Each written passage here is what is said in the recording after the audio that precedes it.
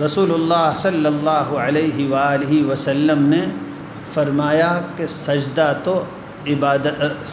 تو دعا کی خاص جگہ ہے۔ بہت کم لوگ رسول اللہ صلی اللہ علیہ وسلم کی اس ہدایت پر عمل کرتے ہیں جو حضور صلی اللہ علیہ وسلم کا طریقہ اور حضور کی سنت بھی تھی۔ حضور کا طریقہ یہ تھا کہ خاص طور پر تہجد کی نماز میں تو آپ سجدے میں خوب دعا مانگتے تھے۔ تو ہم سب لوگوں کو جو بھی دعا عربی میں یاد ہو، جو بھی 2-4 دعائیں عربی میں یاد ہوں، کچھ اور یاد کر لیجئے اور سجدے میں دعا مانگیے۔ رمضان میں خاص طور پر سجدے کی دعا حضور اکرم صلی اللہ علیہ وسلم نے فرمایا سب سے زیادہ قبول ہوتی ہے۔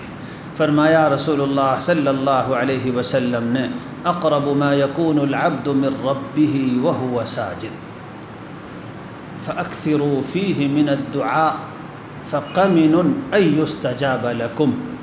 بندہ اپنے اللہ سے سب سے قریب سجدے میں ہوتا ہے۔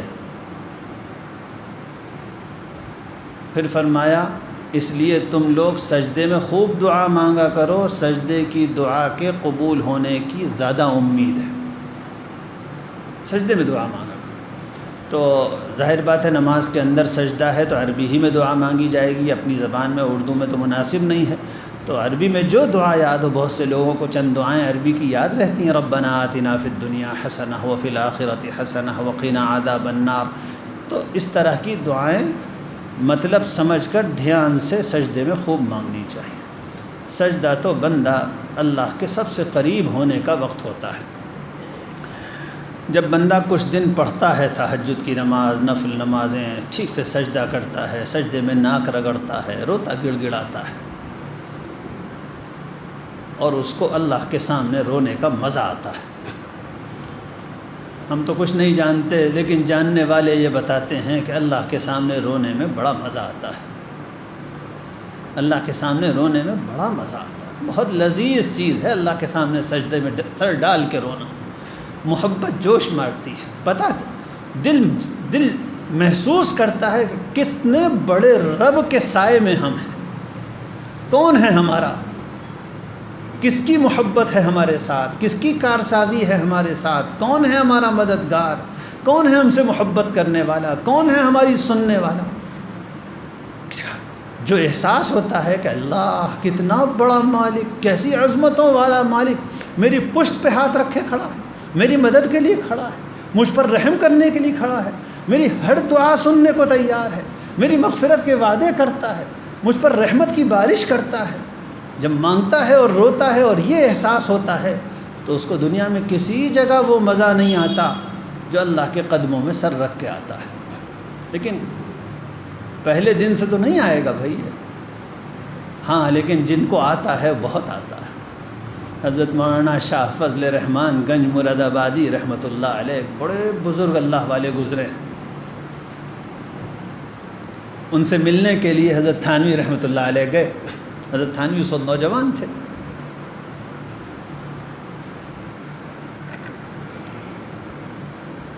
اب 20-25 سال عمر ہوگی، حضرت بوڑھے تھے۔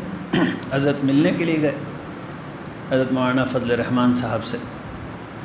حضرت مولانا فضل رحمان صاحب نے فرمایا میاں اشرف علی، بات کہنے کی تو نہیں ہے مگر تم سے کہہ دیتے ہیں۔ میاں اشرف علی، بات کہنے کی تو نہیں ہے مگر تم سے کہہ دیتے ہیں۔ اللہ والے بعض ایسی باتیں جو چھپانے کی ہوتی ہیں اس لیے کہتے ہیں، ان کا جی نہیں چاہتا کہنے کو۔ اپنے حالات جو وہ محسوس کرتے ہیں، جس سے ان کی کوئی تعریف کا پہلو نکلتا ہے، ان کا جی نہیں چاہتا وہ بتانے کو، لیکن وہ اس لیے بتا دیتے ہیں بعض وقت تاکہ دوسروں کو فائدہ ہو، دوسرے کچھ سبق حاصل کریں۔ تو حضرت نے فرمایا میاں اشرف علی، بات کہنے کی تو نہیں ہے مگر تم سے کہہ دیتے ہیں، جب سجدہ کرتے ہیں تو ایسے لگتا ہے جیسے اللہ میاں نے پیار کر لیا۔